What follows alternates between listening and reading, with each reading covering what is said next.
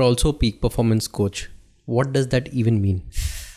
So I peak performance, like it's high performance people who are already training at elite level. So I had a opportunity and good fortunes to train with the Indian boxing contingent before the Tokyo 2020. Some of the people I was working were like Mary Kom and other Olympians and world champions. So at that level, more than anything, they need what edge can they have over their compatriot, and we work a lot on visualization, breath work, because training wise they're all doing similar training, but how they are managing their emotions. So when I was working with the boxing team, we used to do breath work in 3 different spaces. So before the bout, you need to really activate yourself, energize yourself. During the bout, when there's a pause and there's a break, how the athlete is really staying focused and channeling their energy and channeling their emotions. Different breath work.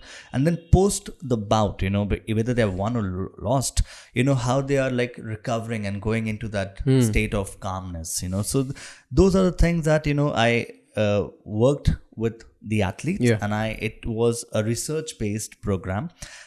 It's just that a lot of athletes don't really pay attention to breathing protocol and also the recovery. So visualization and breathwork plays a huge role, and I was really happy when the athletes came back to me with a positive feedback and how it kept them in a zone, different zones of peak performance. And our state of mind also affects our performance. We may end up doing a lot more or doing a lot less as well.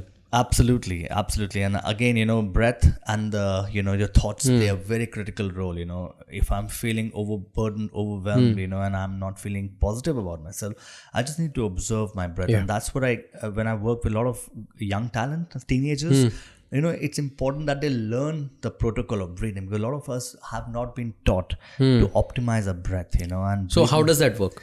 So again, there are different exercises, where you learn to first understand, the breathing, like any other muscle, even the lungs are like that your diaphragm and how it is being used, how you're expelling out the air and how taking the oxygenating your system.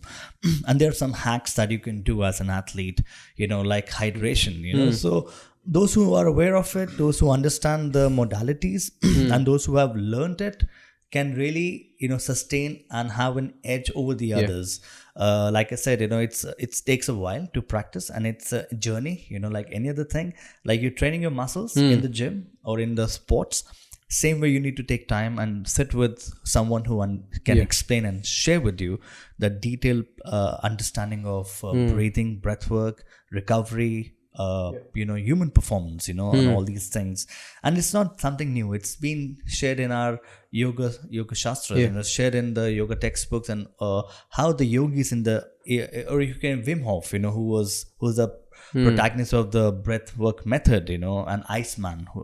So how those things have really helped people to overpower and overcome the challenges of nature, and same thing happens to us. So that's about high performance mindset.